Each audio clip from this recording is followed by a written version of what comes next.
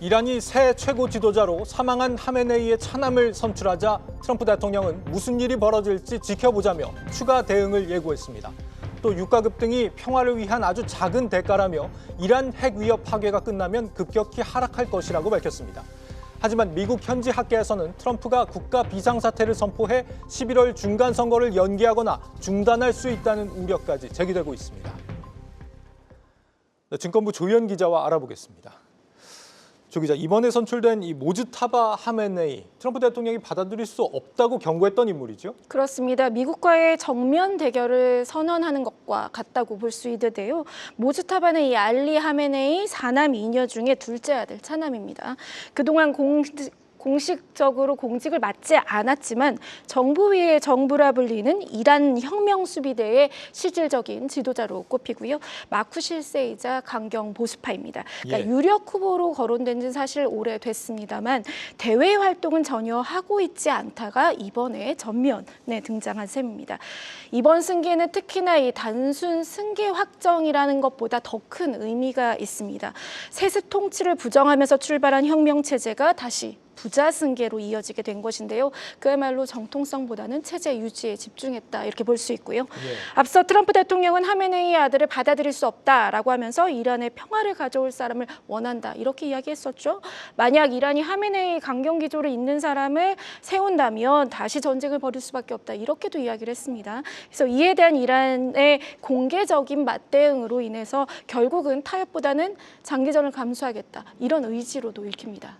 사태 해소가 더 요원해 보이는데 이번 강경파 지도자 선출을 놓고 트럼프 대통령이 당장 좀 반응을 내놨다고요? 그렇습니다. 첫 번째 반응은 일단 좀 상황을 지켜보자 였습니다. 트럼프 대통령이 현지 시간 월요일이니까 우리 시간은 내일 새벽이 될 수 있겠네요. 하원 공화당 원탁회의 참석해서 연설이 예정되어 있는데 여기서도 아마 메시지가 나올 것이고요. 이 바로 이전에 공식 발표 이전에 나왔던 인터뷰에서는 미국의 승인을 받지 못한 지도자는 오래가지 못할 것이다. 이렇게 경고를 했었습니다. 그는 또 전쟁이 얼마나 지속할지에 대해서는 알 수 없다라고 하면서 다만 공격의 치명성과 시간 측면에서 우리가 앞서 있다. 이렇게 말했습니다. 미 국무부는 오늘 당장 사우디아라비아의 주재 외교관들의 철수령을 내렸습니다. 이는 이란과의 전쟁이 시작된 이후 승인된 첫 번째 출국 명령인데요. 이 또한 확전을 좀 대비하는 수순으로 읽히고 있고요.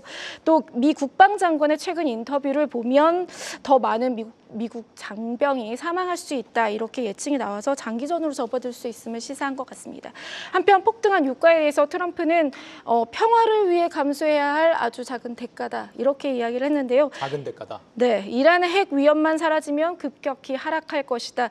바보들만 다르게 생각하고 있다. 그러니까 한마디로 우려하고 있다. 이렇게 일축했습니다. 네. 오래 안 갈 거라는 트럼프의 반응이 무색하게도 지금 가격 상승 속도가 어마무시하지 않습니까? 자고 나면 두 자릿수로 오르는 것 같은데요. 그렇습니다. 브렌트유 선물 가격 장중에 29% 이상 오르면서 배럴당 119달러 50센트, 그러니까 120달러에 거의 육박했고요. 서부 텍사스산 원유 역시 28% 넘게 상승을 했습니다. 석유 시장의 긴장감이 심화되면서 그러니까 5월물의 브렌트유 가격이 6월물의 가격보다 배럴당 10달러 이상 비싼 현상도 나타나고 있고요. 그래서 이는 월가의 전망을 이미 뛰어넘는 수준입니다. 물론 월가에서 150에서 최악의 경우 200달러까지 보기는 했지만 이는 3에서 6개월 정도 전쟁이 좀 장기화된다라는 전망을 기반으로 한 것이었습니다. 그래서 월가에서는 워싱턴의 다음 행보를 주목하고 있습니다. 그러니까 백악관에서 나오는 그 어떠한 낙관적인 발언이라든지 또 정책 제안이 지금 시장의 심각한 공포를 완화시키지 못하고 있는 상황이거든요. 그래서 RBC 캐피탈의 헨리 마크로프트 이코노미스트는 승리의 기준이 명확하지 않은 상황에서 이번 분쟁이 얼마나 지속될지 예측하는 것은 어렵다. 트럼프 행정부가 출구 전략을 과연 마련해 둔 것인가 이 의문이 든다 이렇게 얘기했고요. 또 연준의 차기 금리 인하 시기에 대해서도 7월에서 9월로 미뤄질 것이란 이제 전망이 트레이더 전망들이 바뀌고 있는데 에드 야데니는 인플레이션과 실업률 이 두 가지 책무를 갖고 있는 연준이 중간에 끼어서 통화정책 대응에 좀 어려움을 겪을 것이다 이렇게 진단을 했습니다. 그리고 시티그룹이 방금 이 한국은행에 대해서 과거 통화정책을 좀 살펴보면 유가 100달러 돌파로 올 하반기 또는 내년 상반기에 3%까지 좀 기준금리를 인상할 수 있다 이런 전망까지 내놨습니다. 네, 중간 선거 앞두고 그토록 금리를 내리고 싶어 했던 트럼프가 결국 스스로 이런 상황을 만들어가는 상황입니다. 이런 우려로 지금 전 세계 증시가 일제히 오늘 조정을 받고 있는 상황인데 그중에서도 유독 낙폭이 큰 우리 증시에 대해서 해외 전문가들의 좀 진단을 들어봤다고요. 그렇습니다. 유럽의 최대 자산운용사인 아문디의 모니카 디펜드 투자연구소장과 줌 인터뷰를 좀 가졌는데요. 예. 이번 사태에 대한 전망, 유가 전망, 그리고 또 한국 시장에 대한 뷰까지 좀 물어봤습니다. 디펜드 소장은 일단 한국 시장은 고베타 시장이다라고 하면서 지정학 리스크나 달러 움직임 그리고 테크 사이클 등 다양한 변수로 좀 극심하게 움직인다 이렇게 봤고요. 에너지 수입 의존도가 높은 시장은 유가가 높아질수록 취약할 수밖에 없는 만큼 현재가 좀 전술적으로는 신중한 시기에 있다 이렇게 말했습니다. 다만 이번 매도세가 외국인의 셀코리아 전환 그러니까 기조적인 변화는 아니다라고 봤는데요. 선택적 접근이라는 설명을 했습니다. 그러니까 충격이 지나면 오히려 반사이익의 형태로 기회를 명확히 볼 수 있다. 그래서 우리는 실제로 한국에 대한 포지셔닝을 변하지 않았다 이렇게 얘기했습니다. 한편 디펜드 소장은 이번 사태가 최악으로 치닫지는 않을 것이다 전망했는데요. 이 이야기 직접 들어보겠습니다. Our base case, as I was saying, is the one of control disorder.